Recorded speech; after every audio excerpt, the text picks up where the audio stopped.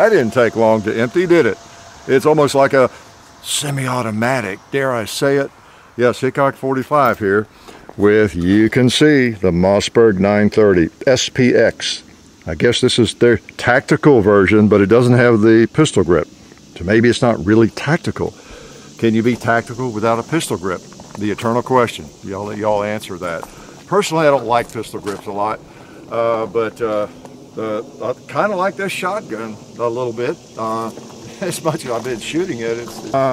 So the 930, I've never had one. I've seen a lot of talk about them, and you know, I don't have a strong opinion. I can't conclusively say that give me a pump, I hate the semi-automatic shotguns, or give me a semi-automatic, I hate the pumps, or, you know, I could live with one of these, and like an M4 or this one, or maybe another one, if I just, I don't know, if I just worked with it a lot.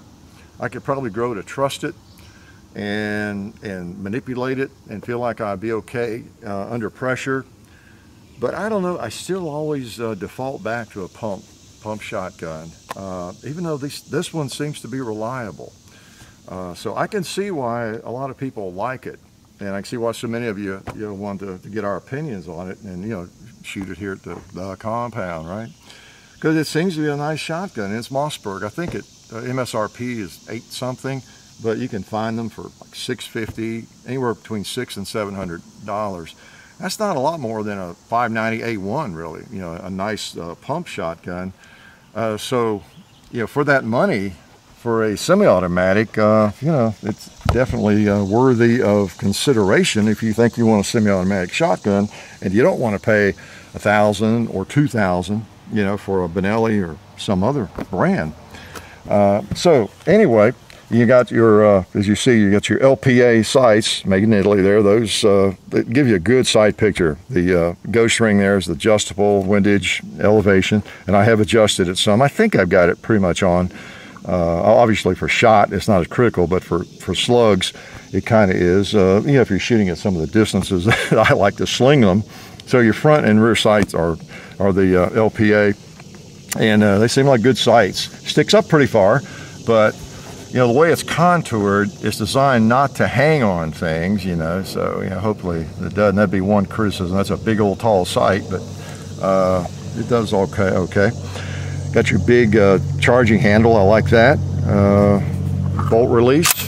It works kind of like a Benelli. You got your carrier, round in the carrier, and then it goes up into the chamber. So it's kind of similar. Reminds me of my Super 90. And of course, one thing I do like about this is you've got your thumb ambidextrous safety. How can you say that safety is not ambidextrous? Because it will work with your left thumb just like that. Pretty cool. Got a little cocking indicator, so you can tell right there it's cocked. That little chrome plated thing there. If I see, it's still cocked. If I pull the trigger, it sneaks back up into the trigger guard. Okay, so let's take a couple shots. Why don't we go ahead and shoot some bruisers? You want to?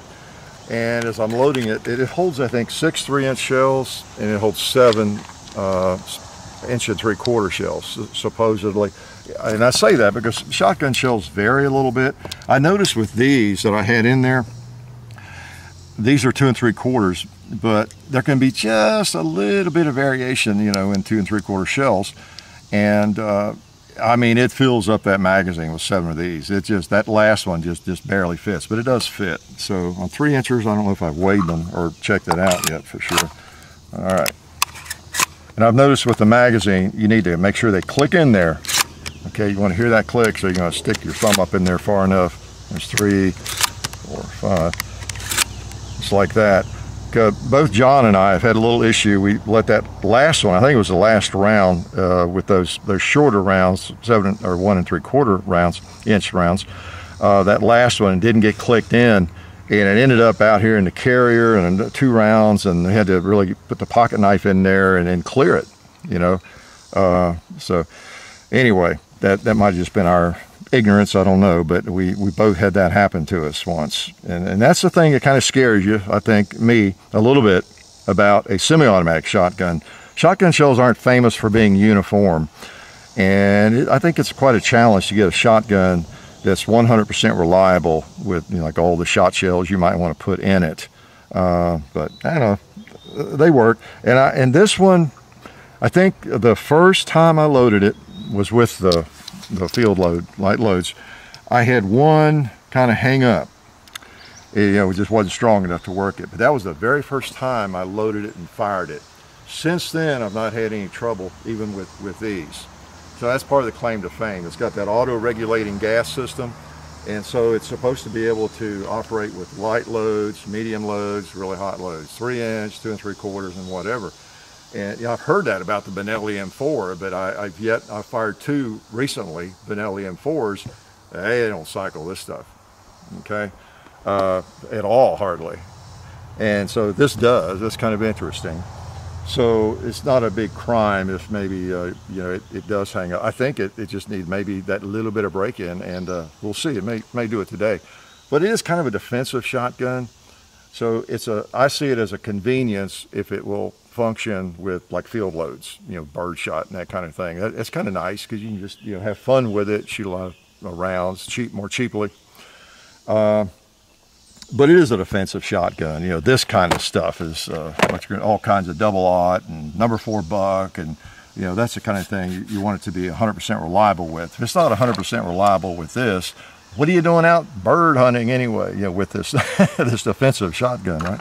So I put 5 in. I think that's enough of this at a time. Oh man. Oh, why don't we go ahead and smoke a pot? Okay, again, your safety's right there.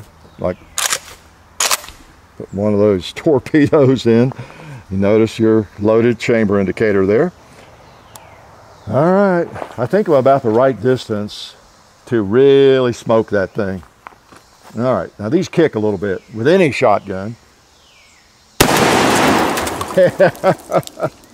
That's what I thought. That's why I wanted to shoot that with one of those loads. It just, by the time that shot got there, it was just engulfing that pot, I'm sure.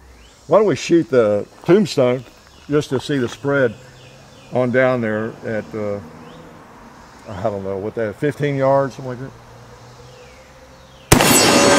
Boom.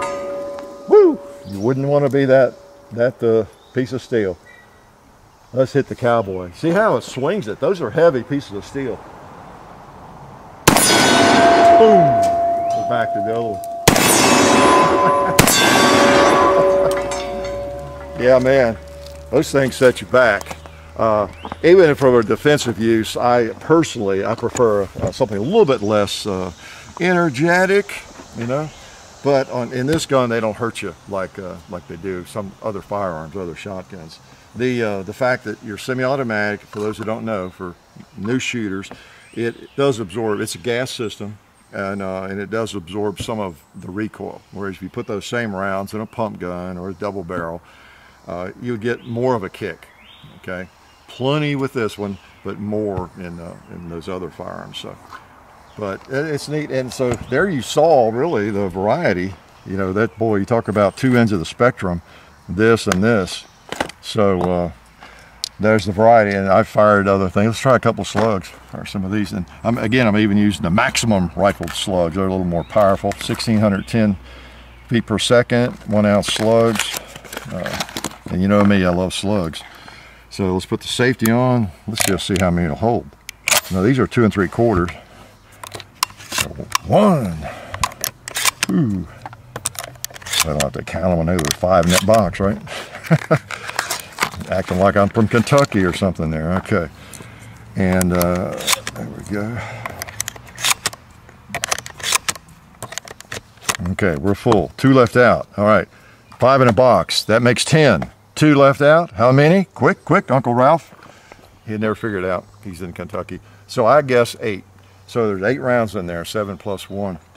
All right. So let's shoot a couple of slugs. I think I have a pretty good idea. I adjusted the sights a little bit. Where this isn't going to be, you know, my shotgun for the next 10 years. You know, I try to get them on pretty close and figure out, you know, where to hold, but not planning to go to any marksmanship competition with them, of course. So, but with slugs, you know, you don't have as much a margin of error. You need to get them pretty close if you're going to hit anything. And I think I did. I tell you the truth, I've kind of forgotten where to hold with it, but I think kind of 6 o'clock. Let's try that ram over there.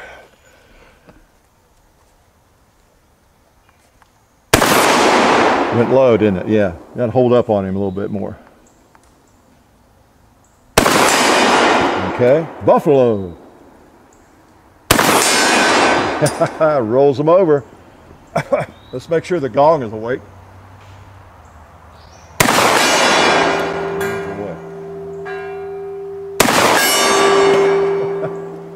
I don't know if there's anything that's more fun than putting slugs on steel. I think that pig needs to go too. Yep. Rolled him down. I'll try that red plate on the left. I think I need to hold up near the top of it. All right, popped him. Got another round in there, and I'm not sure what that's about. Hadn't done that yet. Let's go ahead and put him in the chamber. Let's go a 2-liter with a slug. How about that one?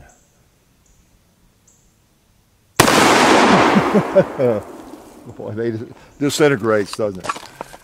What else about it? Got it hot. I was going to maybe break it down. I think I won't. It's kind of it's tedious in a way.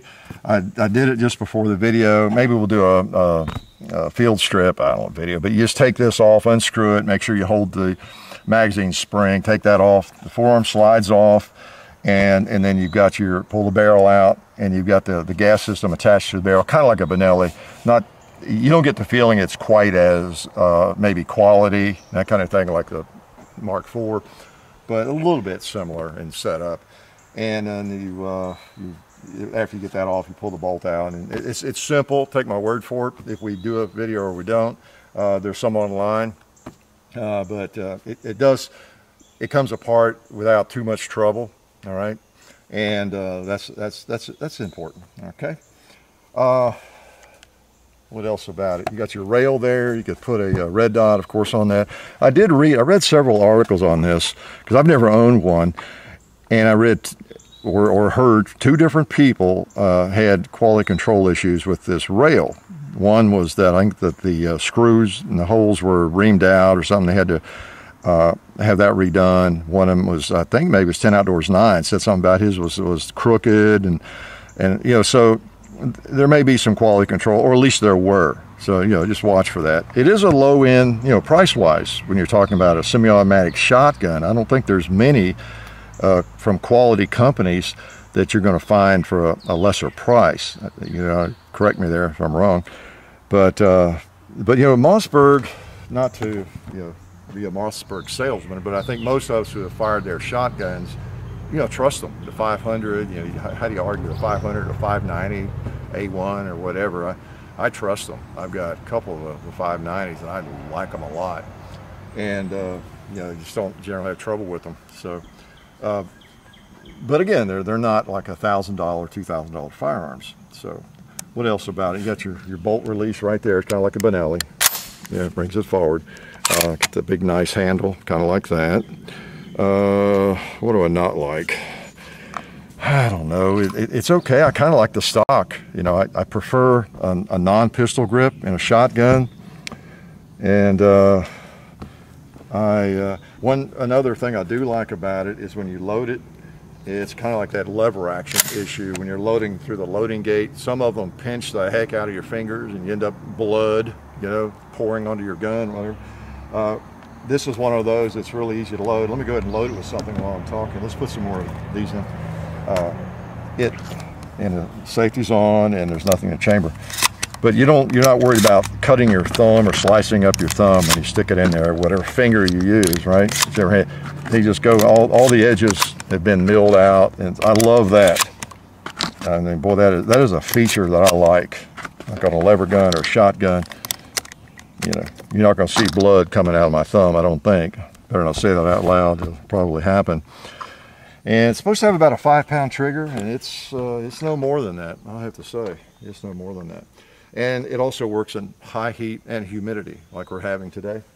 So that's a really strenuous, test for it, right? Actually, it's more of a test for me. Nope, been in Tennessee a long time. I'm used to it. So let's shoot some of these. Okay, let's, I don't know. Yeah, again, you want to be careful what you shoot with a shotgun with bird shot. Always be aware. Like I would not shoot a bowling pin with bird shot. That stuff could come back at me. Basically anything wood, hard wood. But I will shoot that bucket. Did I put one in the chamber? Nope. Yeah, he shouldn't be hanging there.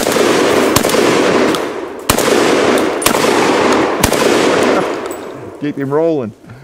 Nope, there he goes. Yeah, you got to be careful with bird shot, and really even I don't know, other buckshot if it's kind of small. The only thing with a shotgun I feel comfortable shooting, you know, like at wood or a bowling pin, really is a slug. You know, let's see, we've got. Speaking of that, let's shoot a couple more slugs. We got some sluggish targets here. How's that? And they need to be awakened. Okay, safety on. I'm gonna go ahead and put one in the chamber. There we go. And put a few of these babies in here. These are fun. So we had the bolt stayed back or locked back on one of those, didn't it? Keep up with what's happened with it. And I took it apart for the video and cleaned it. So it should be, it's not like excessively dirty or anything like that. Oh, there's that issue, got to be careful. Okay, I got it full. Yeah, like I say, you want to make sure when you put those in there, they click in, all right? Because you get one popping back out here at the wrong time and it's, okay, I've kind of got to start over here somehow.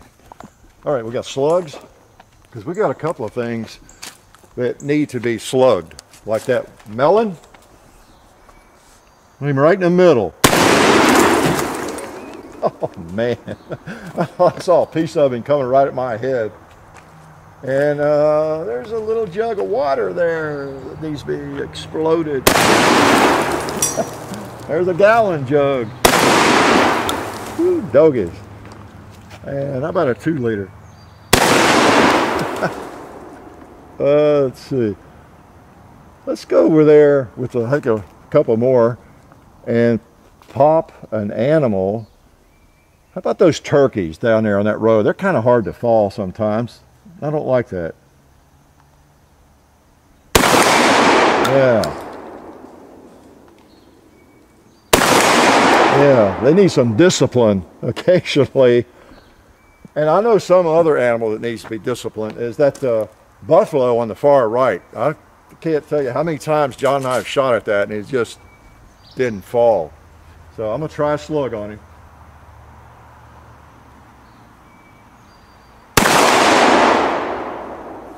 He wants to be hit.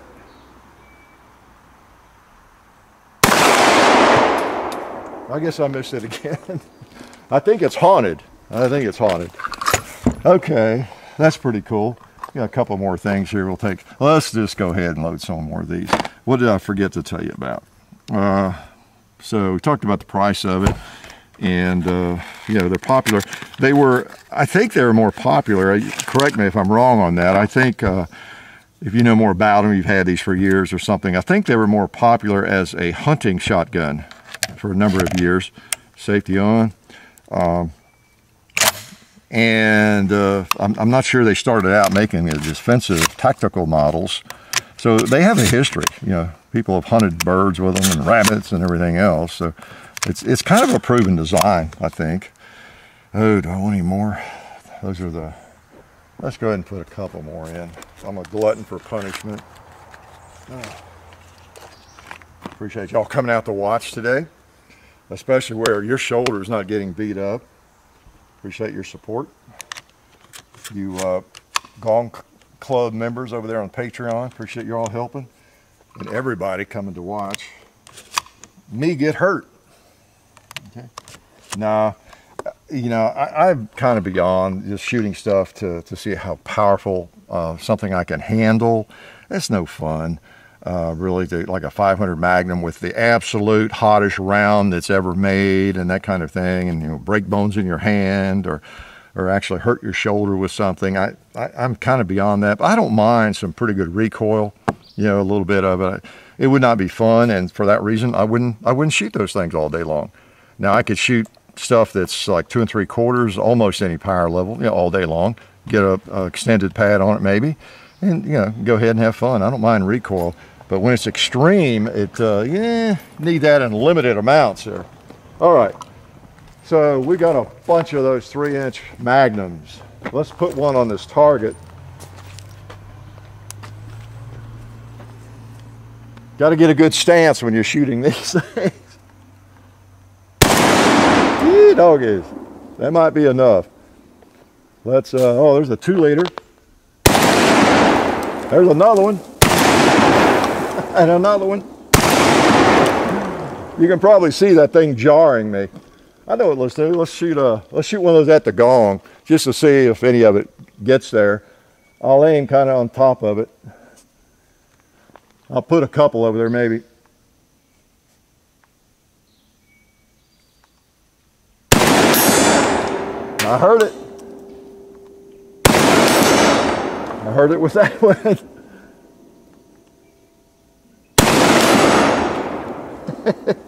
That one I held too low, I think, but yeah, you could hear some of those pellets, you know, hitting at 80 yards. Powerful round, no doubt about it. A real artillery piece, shotgun. And again, it other than what you saw, and then the one that I was telling you about the first time I shot it, you know, it seems to be reliable. You know, I would suggest any semi-automatic shotgun, especially that you might have, you plan to have for home defense or whatever, or you're going to battle with it. You know, whatever ammo you think you're going to be carrying in it, try with a lot of different ammo. But then whatever ammo you like, and just you shoot it quite a bit, clean it, shoot it some more, and just make sure it's going to be reliable with that ammo, and there's nothing finicky about it. Okay, and learn how to clear a jam, you know, quickly and all that sort of thing. And if you want to make a semi-automatic shotgun your shotgun, you know, for serious purposes, where you're going to have to rely on it, maybe for self-defense. For hunting, it's not as big a deal. You might, you know, lose out on a duck or something, I guess, or a deer if you're deer hunting. Okay, what do you want me to shoot last? What do we have left standing? You know, we've got some Smart Aleck bowling pins, so you know what that calls for? Slugs. Yeah, so I'm sure we've got any slugs in here. I got a couple there. Yeah, put some slugs in this baby. Let's wrap up with them. You're on safe. Big old chunk, 1 ounce of lead. Doesn't get much better than that. Oh, I think I did it. Yeah, I got one in the... So, all right, we're okay. We're still on safe. Didn't mean to get one in the carry yet. You got to get it all up in there. Hear that click? Like I told you, and then I didn't do it. All right, another box of slugs here. And again, these are 2 3/4, 1 ounce maximum rifled slug, hollow point, 1610 feet per second. Okay, just see what we got. Appreciate Federal furnishing those babies. I probably, you know, there's a lot of people in the country that deer hunt with slugs. And ironically, I, who don't even hunt, I probably use 50 times more slugs than anybody in the country. There we go. All right, because they are just fun. Nothing like a 70 caliber smoothbore rifle, right? Okay. Oh, I forgot to shoot those clay pigeons. I can hit clay pigeons when they're not going through the air, when they're still like that. All right, bowling pin. We're safe to shoot a bowling pin with these things. Now that one has a nail in the middle of it. It may not fall off there. But again, it might. There's one down there. You notice how it hits it with authority, don't you? So we got, oh, there's a piece of cinder block down there. There was a piece of cinder block. All right, let's go. Let's just put the rest of them on the gong, whatever we have.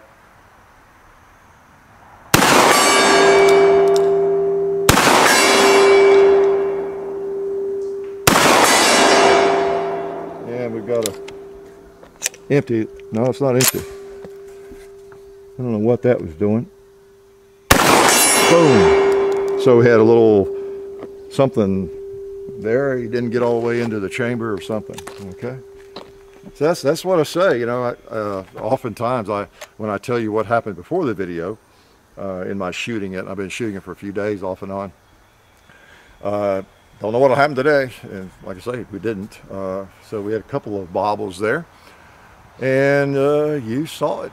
So that's what it is. So if you have one of these, you have a hunting model or this model or whatever, you know, share your experiences with it. It's hard to find a lot of negative feedback on them. They seem to work, and again, this one, you know, works most of the time. We've had a couple of those bobbles there, so don't know if maybe they traditionally take a little more break-in time, or they need to be extremely clean. It's pretty clean, pretty clean. I took it apart before the video and cleaned it again. So anyway, I like the fact that so that's not a positive, of course. I like the way it feeds, you know, any level of ammo, and so anyway, it's pretty neat. So there it is. Looks kind of like a pump from here back, doesn't it? The old classic Mossberg alloy receiver, of course, just like the pump shotguns they make. And nice sights. I like that sight setup. Boy, you just pick that thing up, you know, quickly. It really works pretty well. So anyway, the 930 Mossberg SPX. Y'all been wanting to see it and see what we think about it. So thought we'd do it. We would actually do it, because it doesn't take a lot to talk me into getting a shotgun, even if it's a hot day and a sweaty day. I can shoot these things all day long. I love them. Life is good.